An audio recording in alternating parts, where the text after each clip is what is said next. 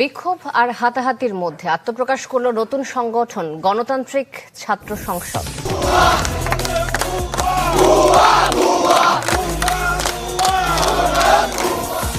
সমন্বয়কদের জানিয়ে দেন, যারা রাষ্ট্র পরিচালনা করছেন তাদেরকে জানিয়ে দেন যে তারা যেন আজকের দিনের পরে যেন আর এইভাবে আওয়ামী লীগের দোষের বিচার করতে হয়, আগে হাসনাত এবং সার্জিসের বিচার করে নিরপেক্ষতা প্রমাণ করতে আমাদের। সম্প্রতি দেশ জুড়ে শিক্ষার্থীদের মধ্যে এক অস্থিতিশীলতা ছড়িয়ে পড়েছে, যার কেন্দ্রবিন্দুতে রয়েছে নতুন রাজনৈতিক দল জাতীয় নাগরিক পার্টি। এই দল গঠনের পিছনে শিক্ষার্থীদের ব্যবহার করা হচ্ছে বলে অভিযোগ উঠেছে। বাংলাদেশের জনপ্রিয় অভিনেতা ইলিয়াস কাঞ্চনের সাম্প্রতিক বক্তব্যে এই ইস্যুকে আরও আলোচনায় নিয়ে এসেছে। এক জনসভায় ইলিয়াস কাঞ্চন বলেন, সমন্বয়করা শিক্ষার্থীদের রাজনৈতিক হাতিয়ার বানাচ্ছে এবং আন্দোলনের নামে একটি নতুন রাজনৈতিক দল গঠন করছে, যার লক্ষ্য শিক্ষার্থীদের ব্যবহার করে ক্ষমতায় আসা। এছাড়া ইলিয়াস কাঞ্চন বলেন, 24 ঘন্টার মধ্যে সমন্বয়কদের যদি নিষিদ্ধ না করা হয় তবে আমরা ডক্টর ইউনূসকে ক্ষমতা থেকে সরিয়ে দেব। তার এই বক্তব্য রাজনৈতিক মহলে ব্যাপক চাঞ্চল্য সৃষ্টি করেছে। এদিকে শিক্ষার্থীদের মধ্যে ইতিমধ্যে বিভাজন স্পষ্ট হয়ে উঠেছে। সম্প্রতি জাতীয় নাগরিক পার্টিকে কেন্দ্র করে বিভিন্ন শিক্ষা প্রতিষ্ঠানের সংঘর্ষের ঘটনা ঘটেছে। দেশের শিক্ষা ব্যবস্থা বর্তমানে সংকটের মুখে পড়েছে এবং শিক্ষার্থীদের ক্ষমতার লোভে প্রবল করে এক অস্থিতিশীল পরিস্থিতি তৈরি করা হচ্ছে বলে আশঙ্কা প্রকাশ করেছেন বিশ্লেষকরা। মনে করছেন, শিক্ষার্থীদের রাজনৈতিক স্বার্থ ব্যবহার করা হলে তা শুধু শিক্ষা ব্যবস্থার ক্ষতি করবে না, বরং ভবিষ্যৎ নেতৃত্বকেও দুর্বল করে তুলবে। শিক্ষা প্রতিষ্ঠানের রাজনৈতিক প্রভাব খাটানোর ফলে শিক্ষার্থীদের মূল লক্ষ্য থেকে বিচ্যুত হওয়ার আশঙ্কা রয়েছে। সরকার ও প্রশাসনের প্রতি দাবি উঠেছে তারা যেন দ্রুত কার্যকর ব্যবস্থা গ্রহণ করে এবং শিক্ষার্থীদের ভবিষ্যৎ রক্ষায় যথাযথ পদক্ষেপ নিশ্চিত করে। অন্যথায় শিক্ষাঙ্গনে চলমান অস্থিতিশীলতা আরও তীব্র হয়ে উঠতে পারে।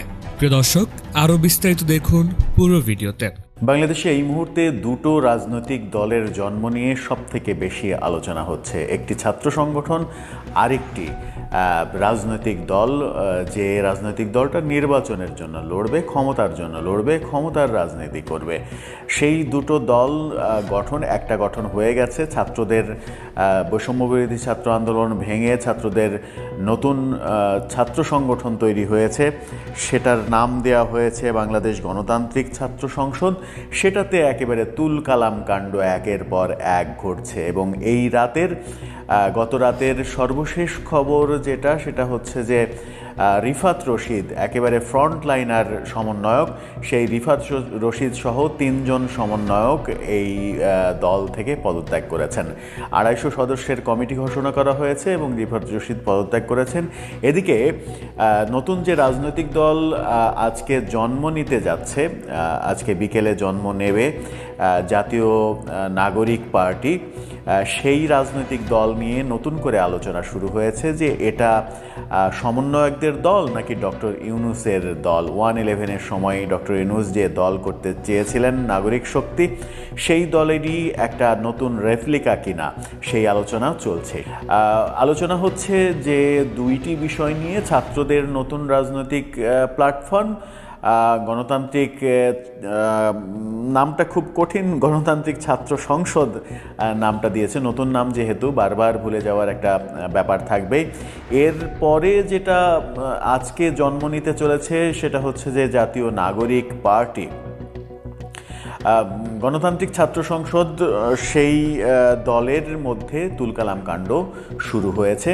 আমরা মারামারির ঘটনা দেখেছি জন্মের সময়ই, সেদিনই মারামারির ঘটনা ঘটেছে এবং পরদিন গত রাতে এই ভিডিও আপনারা যখন দেখছেন তখন বলা যায় যে গতকালকে, যেহেতু 28 তারিখ পড়ে গিয়েছে, 28 তারিখে আপনারা ভিডিওটি দেখছেন, গত রাতে এই রাতেই ঘটনাটা ঘটেছে। রিফাত রশিদ, অন্যতম ফ্রন্টলাইন সমন্বয়ক, তিনি পদত্যাগ করেছেন। তিনি সহ 3 জন এই কমিটি থেকে পদত্যাগ করেছেন এবং রিফাত রশিদ গণমাধ্যমে এবং ফেসবুক স্ট্যাটাসে স্পষ্ট করে জানিয়েছেন তাকে যে কমিটিতে যে জায়গায় রাখা হয়েছে সেই জায়গায় রাখার ব্যাপারে তার সঙ্গে কোনো আলোচনা করা হয়নি, তার মতামত নেওয়া হয়নি। আলোচনা করা হয়েছে কিন্তু সেই আলোচনা ফলপ্রসূ হয়নি। আলোচনা ফলপ্রসূ না হওয়া সত্ত্বেও তাকে সেই পদে দেয়া হয়েছে, অর্থাৎ তাকে যে পদ দেয়া হয়েছে সেই পদ তার পছন্দ নয়, তিনি পদত্যাগ করেছেন। অনেকে ভাবছিলেন যে রিফাত রশিদই এই দলের মূল দায়িত্বে আসবেন, কিন্তু বাকের মজুমদার এবং কাদের এই দুজনকে মূল দায়িত্বে রেখে দলের নাম যখন ঘোষণা করা হয়েছে তখন রিফাত রশিদ নিজের জায়গা থেকে পদত্যাগ করেছেন। এই পদত্যাগের ঘটনা, তিনি সহ 3 জন পদত্যাগ করেছেন। এই পদত্যাগের ঘটনায় গণতান্ত্রিক ছাত্র সংসদের ভবিষ্যৎ অন্ধকারের মতো হয়ে গেল। মারামারি দিয়ে শুরু, এবার পদত্যাগ, এর আগে একজন পদত্যাগ করেছেন, এবার 3 জন পদত্যাগ করলেন। এই পদত্যাগের লাইন আরও বাড়বে এটা নিশ্চিত। রিফাত রশিদ একেবারে স্পষ্ট করে বলেছেন যে এই দল শুধুমাত্র ঢাকা বিশ্ববিদ্যালয় কেন্দ্রিক হয়েছে। বৈষম্যবিরোধী আন্দোলনে সব ইউনিভার্সিটি, সব কলেজের অবদান রয়েছে। সেই ক্ষেত্রে ঢাকা বিশ্ববিদ্যালয়, 7 কলেজ, বেসরকারি বিশ্ববিদ্যালয়, সঙ্গে আরও অন্য বিশ্ববিদ্যালয়গুলো, জগন্নাথ বিশ্ববিদ্যালয়, জাহাঙ্গীরনগর বিশ্ববিদ্যালয়, এই বিশ্ববিদ্যালয়গুলোর প্রতিনিধিত্ব ঠিকভাবে না রেখে, বেসরকারি বিশ্ববিদ্যালয়ের প্রতিনিধিত্ব না রেখে, কলেজের প্রতিনিধিত্ব না রেখে যে দল গঠন করা হয়েছে সেই দলের সঙ্গে তিনি একমত নন। রিফাত রশিদের এই পদত্যাগ গণতান্ত্রিক ছাত্র সংসদের সামনে এগিয়ে যাওয়ার ক্ষেত্রে বড় ধরনের বাধা হবে। আবার আরেকটা আলোচনা চলছে যে এই সমন্বয়করাই কিছুদিন আগে, অর্থাৎ 24-এর শেষের দিকে ক্যাম্পাসে ছাত্র রাজনীতি বন্ধ করতে হবে এরকম পোস্টার লাগিয়েছিল, এরকম মিছিল করেছিল।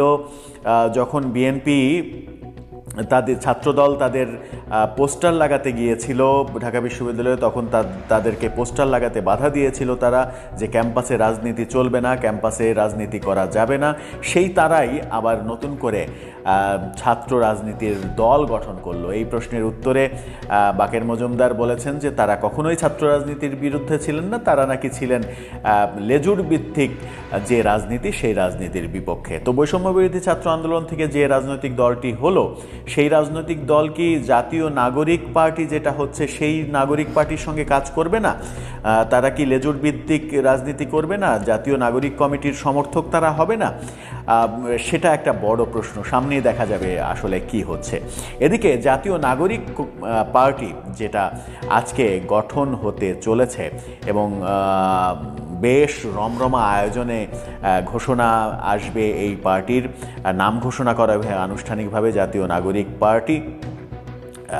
সেই দলটা আসলে কার, সমন্বয়কদের নাকি ডক্টর ইউনূসের, সেই আলোচনা কিন্তু চলছে। সেই আলোচনা কোথা থেকে আসলো?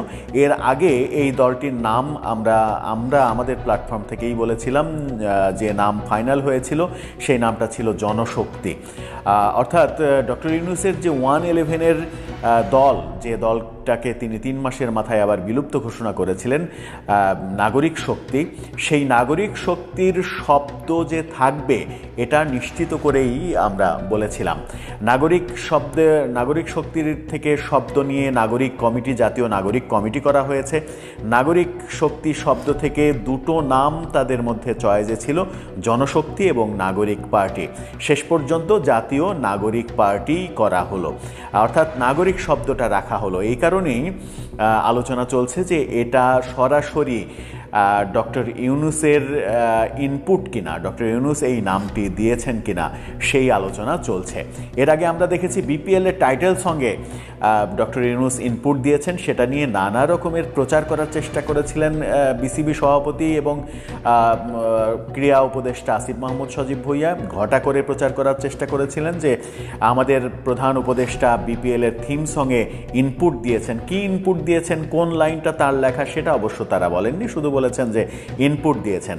এখন এই রাজনৈতিক দলে নতুন করে ইনপুটের ঘটনা ঘটল কিনা সেই বিতর্কই কিন্তু এখন চলছে। এই বিতর্ক চলার কারণ হচ্ছে আন্তর্জাতিক একটি গণমাধ্যমে ডক্টর ইউনূস স্পষ্ট করে বলেছিলেন যে ছাত্ররা আমার কাছে আসলো, তারা নতুন দল করতে চাইছে, নতুন দলে আমাকে চাইছে তারা। আমি বলেছি না, আমার থাকা সম্ভব নয়, তোমরা করো, তোমাদের প্রতি আমার সমর্থন থাকবে, দোয়া আশীর্বাদ থাকবে। তাদেরকে করতে বলেছি আমরা যতটুকু পারছি তাদেরকে সহযোগিতা করছি, একেবারে নিজের মুখে তিনি স্বীকার করেছিলেন।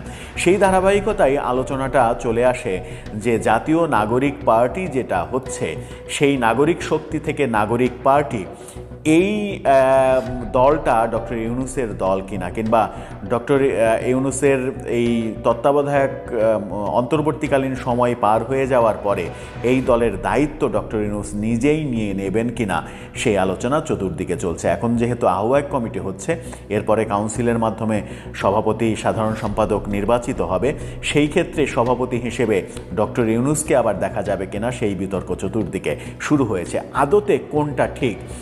যখন এই পার্টির ঘোষণা চলছে, আজকে ঘোষণা হবে, তখন সমন্বয়করা বলছেন যে সারা দেশ থেকে লক্ষ লক্ষ জনতা এখানে আসবে। সার্জিস আলম বলেছেন যে কয়েক লক্ষ মানুষের সমাবেশ হবে। তো কয়েক লক্ষ মানুষের সমাবেশ যদি মানিক মিয়া অ্যাভিনিউতে হয়, তাহলে ঢাকা আজকে ঢাকা অচল হয়ে যাবে, ঢাকায় গাড়ি ঘোড়া চলাচল দুঃসাধ্য হয়ে যাবে নাগরিকদের জন্য। সেই কারণেই এর আগের ভিডিওতেও আমরা বলেছি যে কেন উন্মুক্ত জায়গায়, উন্মুক্ত রাস্তায় মানিক মিয়া অ্যাভিনিউয়ের মতো একটা ব্যস্ত জায়গায় কেন করতে হবে, যেখানে ফার্মগেট ঐতিহাসিক জ্যামের এলাকা, সেই জায়গায় কেন করতে হবে, সেই প্রশ্ন থাকছেই। কেন সোহরাওয়ার্দী উদ্যান কিংবা এরকম একটা মাঠে নয়, কেন ওপেন স্পেসে? যেহেতু তারা ক্ষমতার কাছাকাছি রয়েছে, ক্ষমতার আশীর্বাদে নতুন দল করছে, অনেকে বলছেন এটাকে কিংস পার্টি হচ্ছে, যদিও তারা অস্বীকার করছে, সেহেতু তারা অনেক কিছুই করতে পারে, এটাই স্বাভাবিক। তারা করছেন। এখন দেখার বিষয় যে ছাত্র সংগঠন, যেটা গণতান্ত্রিক ছাত্র সংসদ, সেই সংগঠন যখন মারামারি দিয়ে শুরু হলো, তখন মূল রাজনৈতিক দল নাগরিক পার্টি, জাতীয় নাগরিক পার্টি, সেই দলটাও আবার মারামারি দিয়ে শুরু হয় কিনা। কারণ এরই মাঝে শোনা যাচ্ছে নেতৃত্বের দ্বন্দ্ব চরমে উঠেছে বলেই একই পদে, মুখ্য সংগঠক পদে বাংলাদেশকে দুই ভাগ করে সার্জিস আলম এবং হাসনাত আবদুল্লাহ দুইজনকে দায়িত্ব দেওয়া হয়েছে। পাটোয়ারিকে প্রধান সমন্বয়ক করা হয়েছে, আক্তার হোসেনকে সদস্য সচিব করা হয়েছে। নাহিদ তো আহ্বায়ক হবেন বলেই তিনি পদত্যাগ করেছেন সরকার থেকে। এই নেতৃত্বের কোন্দল আজকের ঘোষণা মঞ্চে দৃশ্যমান হয় কিনা, সেটাই এখন দেখার বিষয়। কারণ প্রাইভেট ইউনিভার্সিটির ছাত্ররা এখন পর্যন্ত কিন্তু স্পষ্ট বলছে যে নতুন যে রাজনৈতিক দল গঠিত হচ্ছে, সেটার সঙ্গে তারা একমত নয়। এখন দেখার বিষয় কি ঘটে আজকে, কি ঘটতে চলেছে আজকে। দর্শক, আপনার কি মনে হয় শেষ পর্যন্ত কি ঘটবে? ছাত্র রাজনীতির, ছাত্রর যে সংগঠন, সেটা মারামারি দিয়ে, এবং তারপরে পদত্যাগের নাটক চলছেই, শুরু হয়েছে মারামারি দিয়ে। নতুন যে নাগরিক পার্টি, সেটাও মারামারি দিয়ে শুরু হবে, নাকি সুশৃঙ্খলভাবে, সুন্দরভাবে তাদের রাজনৈতিক যাত্রা শুরু হবে? আপনার মতামত জানিয়ে লিখতে পারেন আমাদের কমেন্ট বক্সে।